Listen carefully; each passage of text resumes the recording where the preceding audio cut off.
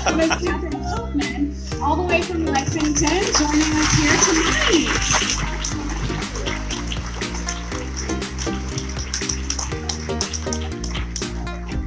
Thank you so much, everybody.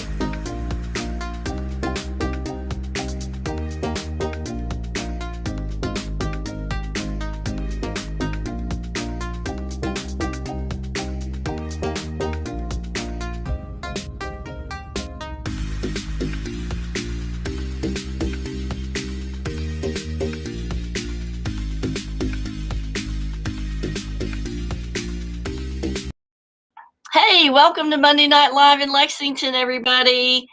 Big shout out to those of you joining on Instagram, Northern Gray, and my Monday night buddy, Miss Joy Hall, over here on Instagram. Good to see you guys. Let me bring the chat up here on the page, and we'll see how people are joining. A big shout out to everybody on Anchor, Spotify, and all the podcast platforms that are going. As you can see from the clarity of the picture tonight on Restream, the new equipment came in, and I'm still trying to figure it out. So we will see how this works out.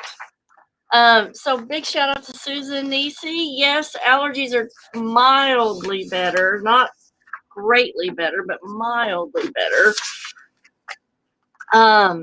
And I tell you, I'm so glad that we had a little bit of a warm day today, because this cold weather is just killing me.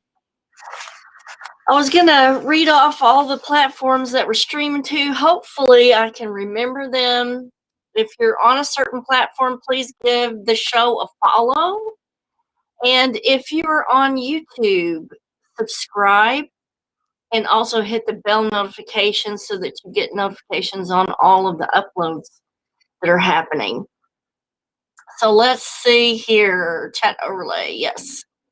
So platforms that we're streaming to tonight. Let's see if I can remember all of them.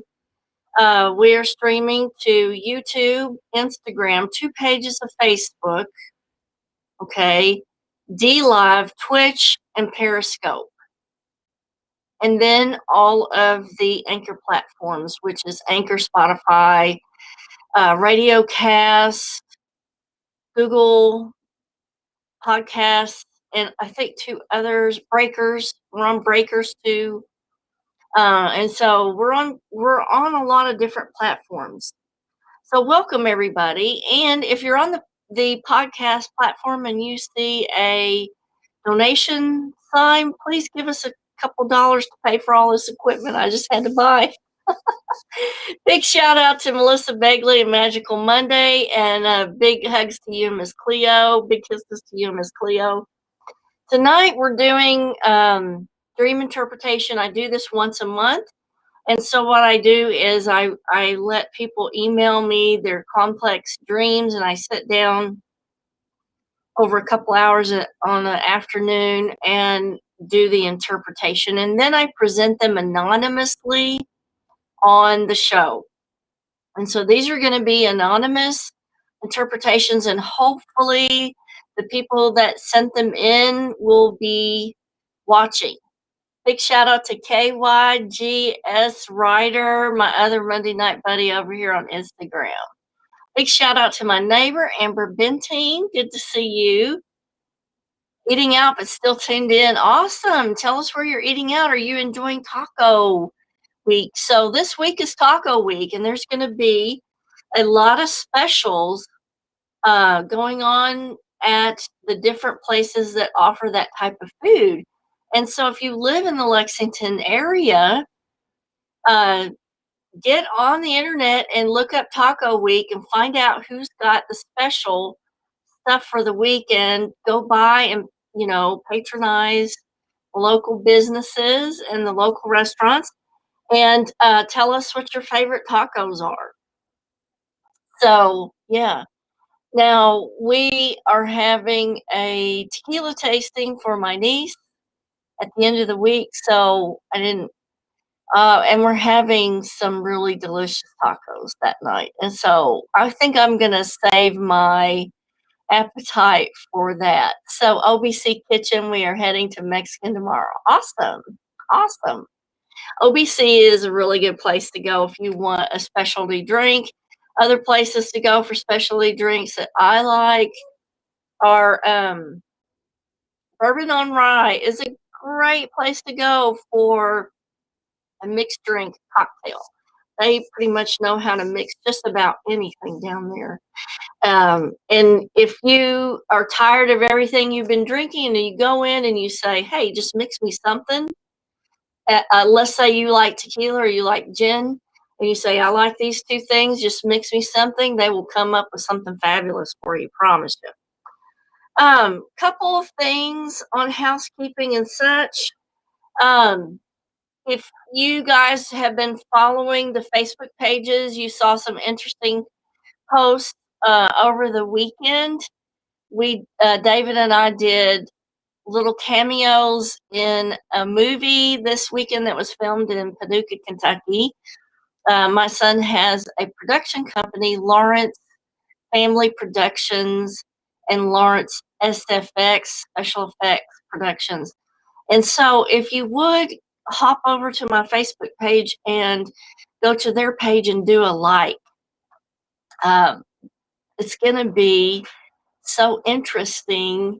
The only hint I'm going to give you about the movie is you need to watch and see what happens to Carol Sue's spit cup. Yes. And guess who's playing Carol Sue? So I have to say, I made a pretty good granny because my hair is long and gray and it perfectly went up in a bun. And I know how to spit tobacco. So tune in to the movie when it comes out. It's called The Daddy. And find out what happens to Carol Sue's spit cup. It is going to be hilariously funny, you guys. It's a horror movie kind of based on domestic violence, but there's some horror aspects to it. There's some comedy that's thrown in. David makes a really good comedic character, I must say. He had us all laughing to where we were having trouble doing our lines. So it's really going to be great. But I can't give away any more than that. But I will let you know how things are progressing and when it's going to come out and all that stuff.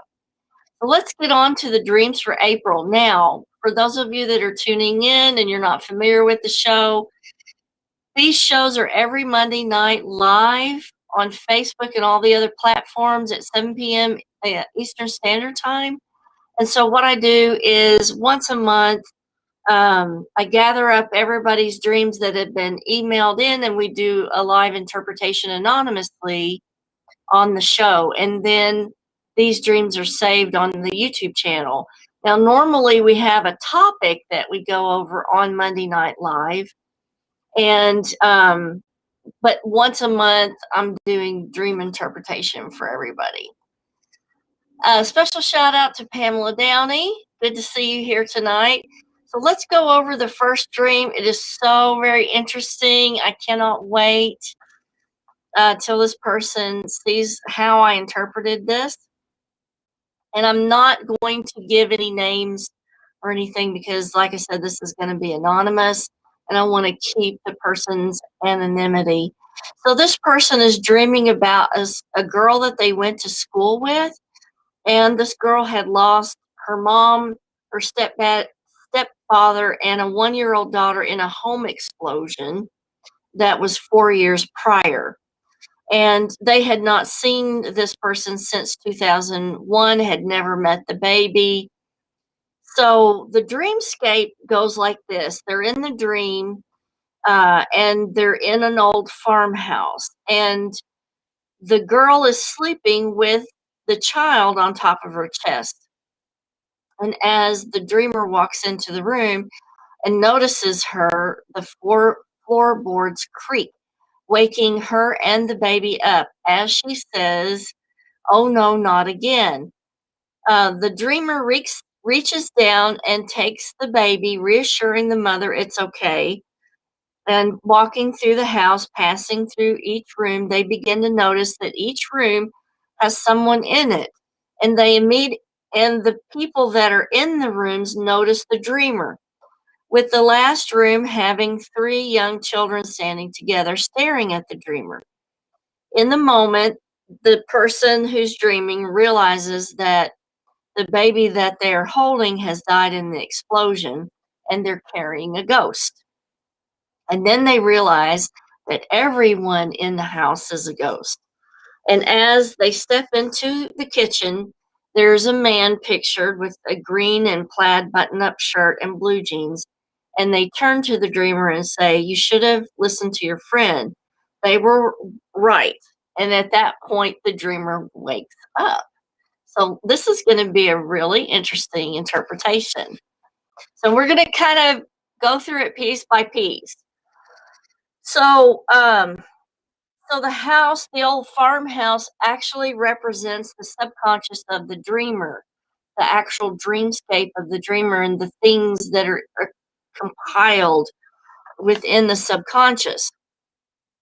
Now they are seeing this girl with this baby, and the baby is dead, but the girl is asleep with the baby on her chest. So actually, what's going on there is the girl is actually dreaming, and in the dream she's connecting with her child. Now as the dreamer steps into the room, the floorboards creak. So what's happening there is that the person who's the dreamer is dream walking into the dreamscape of the girl with the dead child. That's pretty wild, isn't it? So they are dream walking and not realizing that they're dream walking.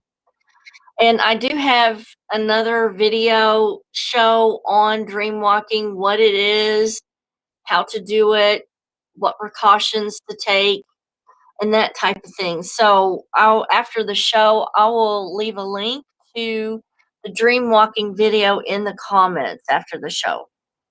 Now let's go on with the interpretation. So he reaches down and takes the baby. And that is because he's dream walking into this female's dream, into this mother's dream. Now he's noticing as he walks through the house, all of these people are there and they're noticing him.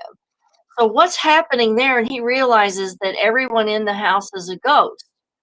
Now, at the moment that he realizes that the child is a ghost, and he reminds himself that the baby was killed, that is a portion of lucid dreaming. That is when the awareness is kicked in the dream, and he becomes aware of the dream and what it means. And the people in the house he realizes are all ghosts. So, what's happening in that moment is that in the dreamscape, his consciousness or subconscious is connecting with a lot of different spirits. And so spirits specifically use theta wave of your dream state for communication.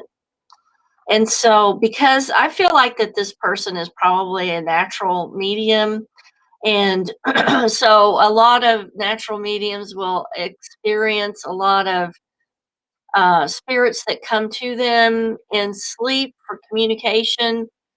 And so that's why they're all showing up in this house. And that's that dreamscape. Now, in particular, he sees one room, the last room, having three young children standing together. Now, there's a significance in the number three here because in numerology, the number three stands for optimism, creation. And so I feel like that these three children, because the representation of the spirit is a child, these three entities are waiting on some type of reincarnation event. And that gives the interpretation of optimism, creation. because they are waiting to be recreated again. Now, sorry, again, allergies. As he steps into the kitchen, the man with the green and plaid button up shirt appears suddenly. Now, the color green is representative of calming, cooling nature. It's a spirit guide clearly for the dreamer. And now, the only thing that I can't interpret because I need more information is what the statement is behind the man, the spirit guide that presents himself to the dreamer when he says, "You should have listened to your friend, they were right." Because I don't know if that was said cautiously, if it was said, in a friendly way, or what friend the man was referring to. Was he referring to the woman with the deceased child? So that's the only thing that I need more information in order to interpret this. So this was a very interesting dream. Very, very interesting. And the basic gist of the whole dream is that he is experiencing dream walking and he's connecting with spirits in the dreamscape, and that's what's going on through the whole thing. That's what's going on through the whole thing. Let me see what we got going on here. We have a spammer here, and I'm not sure how to get rid of them. Let's see here. Okay, I'm gonna block them and see what happens. Maybe that'll take it down. Hopefully it will. Okay. Um, Special shout out to Adele, and let's see what Melissa's dream. My grandson was lost 2 nights in a row. One while my daughter and I were shopping. ALF the next. We were at an amusement park. Third night, I dreamed I accidentally left him home alone and I was trying to get home and couldn't find my way home. So, Melissa, those are stress dreams. There's some kind of stress about and revolving around your grandson, and it can have to do with maybe not feeling like you're doing enough to protect, or maybe feeling like you're not doing enough to provide. Um, so I think that those are stress dreams. Yeah, and your consciousness is trying to work through the stress of either not providing enough or not protecting enough. Happy Monday to Angela Shields. Good to see you here tonight. Let's carry on. I think I got rid of that spammer, so pay no attention to that comment up there with the link. Um, I took it off of the chat, but it's still showing up there. Oh well, it'll go away eventually. All right, let's go on to the next dream. Um, so the next dream is very detailed to this person, and they haven't forgotten any of the details. Now, usually, when you have a dream that is extremely detailed, where someone is talking, those are visitations. They're not really dreams. And I need to do another show on visitations. Yeah, Melissa, you can throw another one up there. We've got 3 more ahead of you, but go ahead. We'll get to it. So this one comes from somebody that's local. So they're on an island that has a volcano that hasn't been active for years, and throughout the dream, they had an uneasy feeling, and they started to pack because they knew that they had to get out of there and leave. The sky turned gray, and they heard a huge bang. The volcano on the island had erupted. Now, the dream that they sent me occurred on April the 7th.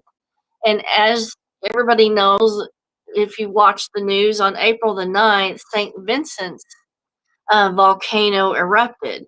And St. Vincent's volcano hasn't been active since the 1970s.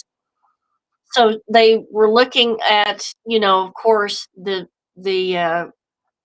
coverage of the volcano and noticing that the pictures that were being sent and taken were exactly what they had seen in the dream.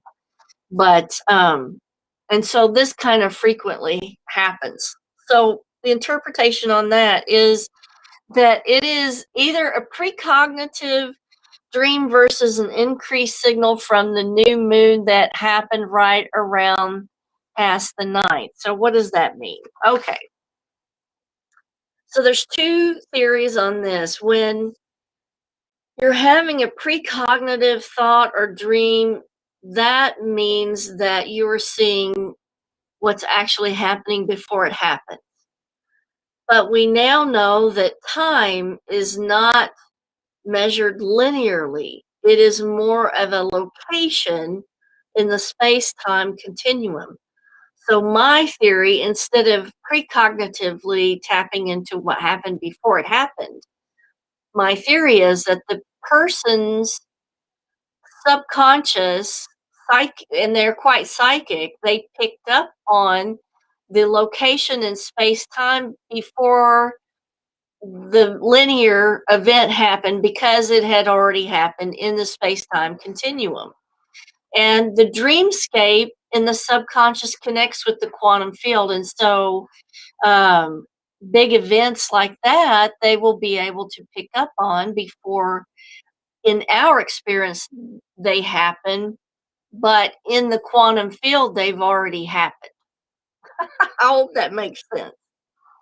And actually, because the energy was building up to the new moon, that makes reception a lot more specific and a lot stronger for a lot of people who have abilities. And so, because the new moon happened right after April the 9th, within a couple of days period, I think that there was an increased signal or energy from being right around that new moon approaching. So I think that that's it. Okay, let's go on to another one. So this person is local as well, and they were walking, and a young, well-dressed man attempted to rob them. He ran off, and they went into a bathroom filled with many stalls. So there were men on the right and women on the left, kind of jumping out of the stalls. They were a different race than this person was, and they left to go to the courtroom, and they saw that their attempted robber was there in a gray jumpsuit or overalls. And so they had a glad feeling that the person was caught. Um, and so then they went shopping for curtain rods. And a gentleman politely took the last one, but gave it to them with clothes that they liked. But then they discovered that the clothes were not well made, and it kind of coincided with some writer's block that this person had. Okay, so what's going on with all of this? So, anytime you dream of somebody who's robbing you, subconsciously, that throughout the day, there are people that you interact with that you can sense and you pick up on, what their true intentions are, and maybe their intentions aren't the best. And so she experiences this person attempting to rob her. I don't guess he was successful. But then we have this bathroom scene where men and women are jumping out of the stalls. Anytime you dream about, taking a shower, going to the bathroom, or being in a bathroom, that's sort of signaling the need for cleansing in some way, shape, or form.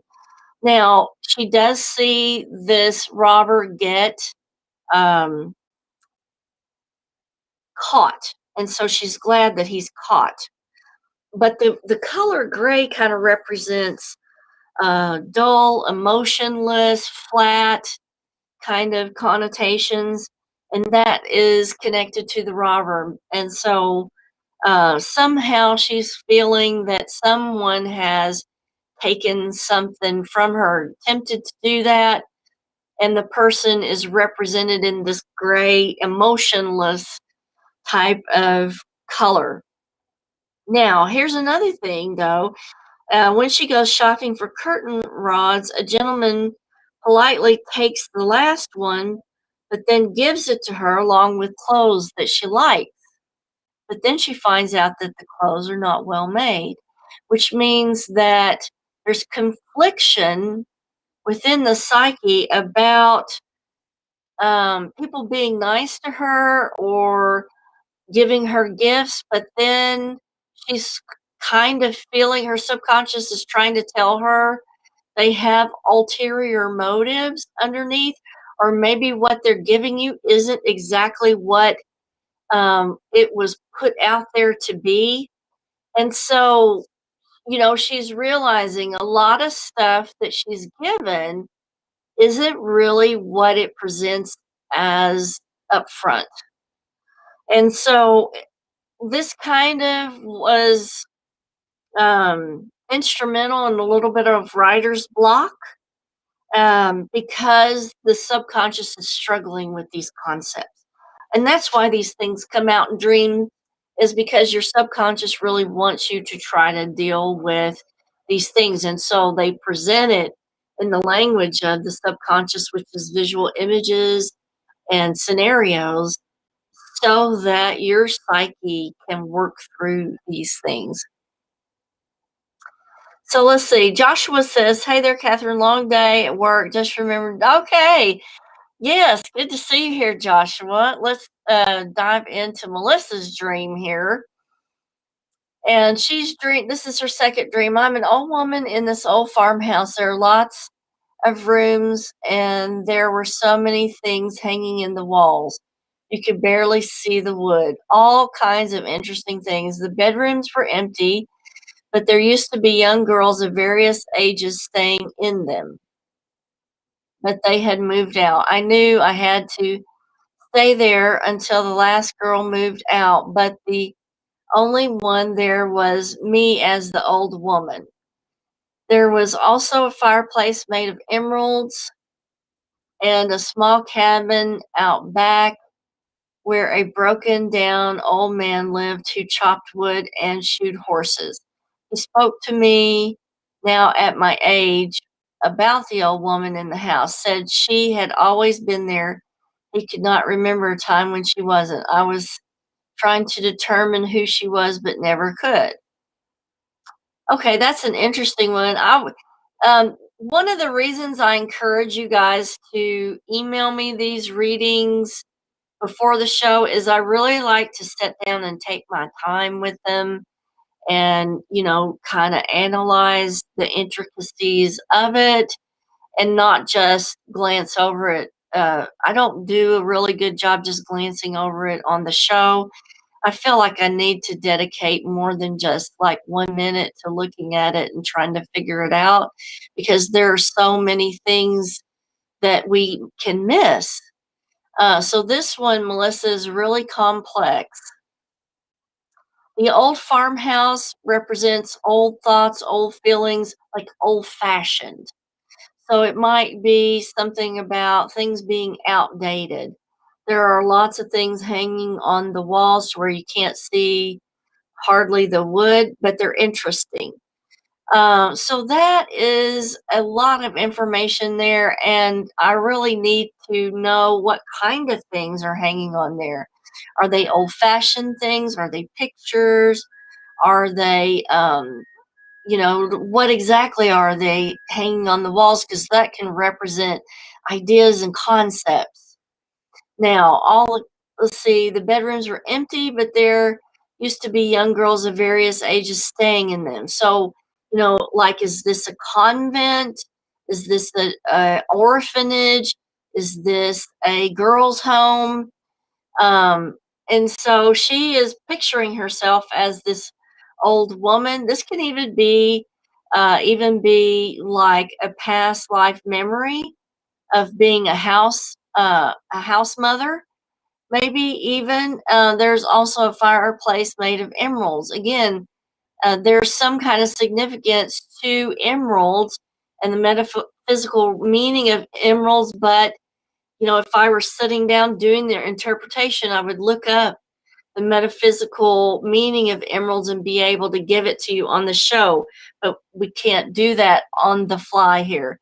Now, remember though that the green color is representative of calming, soothing, and emeralds are certainly indicative of wealth, prosperity. And so those are things that are representative of this particular house. And because it's on the fireplace, that's sort of the hearth of the home. So there's some kind of calming prosperity that's behind this home. The fact that she goes out to the cabin out back to talk to the old man, he's sort of representative of wisdom, and he is also a historian. So it could be that the subconscious is trying to tell her what one of the past lives may have represented and what is contained in maybe past memories there. So that's why I really urge you to email this stuff to me, because I would have loved to have broken that down completely. Joshua says he's started keeping a dream journal because his are so detailed, and he writes them down immediately after he awakes. That is awesome. You're really going to go a long way doing that, Joshua, because that is one of the best ways to work through problems. And you can kind of look back at, last year or the year before, see the things that you worked through, and the lessons that you gained and the knowledge that you gained from that kind of thing. So, yeah, and don't forget, I will put a link in the comments for the Facebook pages on the dream walking, because the person with the first reading is a dream walker and a medium, and they need to know more about what they're doing with the dream walking, because it can get a little touchy. So let's go over the last one here. Um, so, and this is from a local person, and she is actually having two dreams back to back.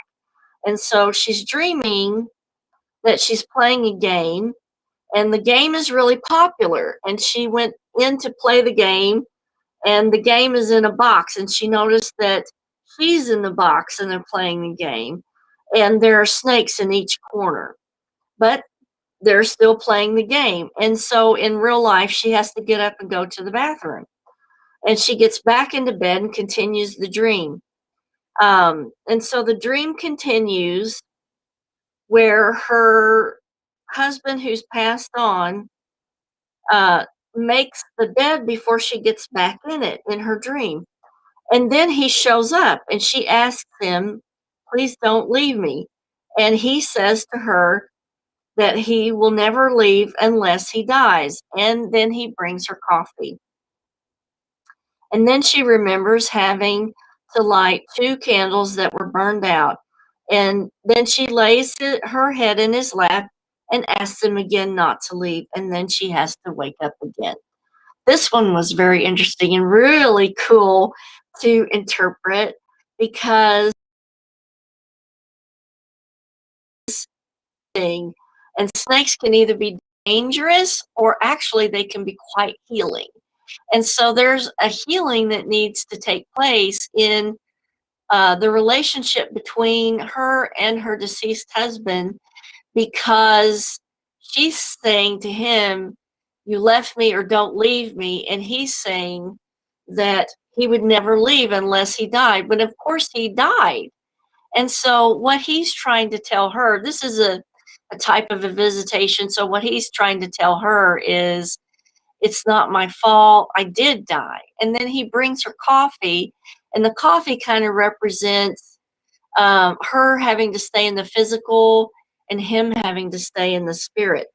Now, the fact that she has to light 2 candles that are burnt out is actually a healing part for herself from the snakes, because she is relighting the energy between the 2 of them, because the 2 of them, the candles have burnt out, but she's relighting it in a very healing way to bring the energy back together as she lays her head on his lap.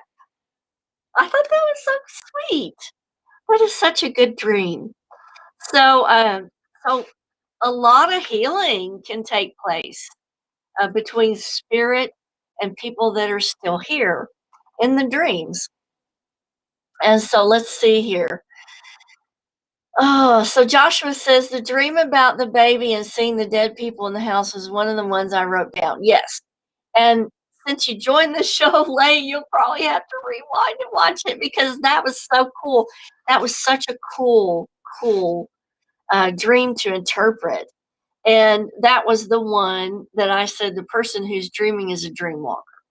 I don't know if you watched the show Joshua on dream walking or not, but what you were doing in that dream was actually dream walking. And you do have mediumistic capability, because you're in this house with all these ghosts, and they are kind of ganging up wanting to talk to you. So I'll leave the link to that show in the comments after the show.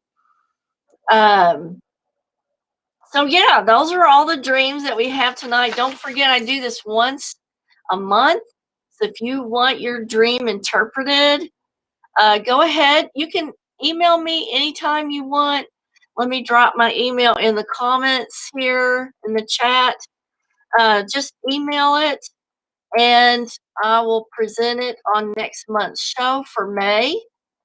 And so, yeah, go ahead. You guys don't forget to go and like my son's special effects and Lawrence Family Productions page. I would appreciate it. It would be so nice to see you guys uh, get interested in that kind of stuff and watch the movie that me and David are going to be in when it comes out. And I'll keep you guys abreast of that. I do appreciate you showing up every Monday. And as you can see, the new equipment is here. Now I have to pay for it.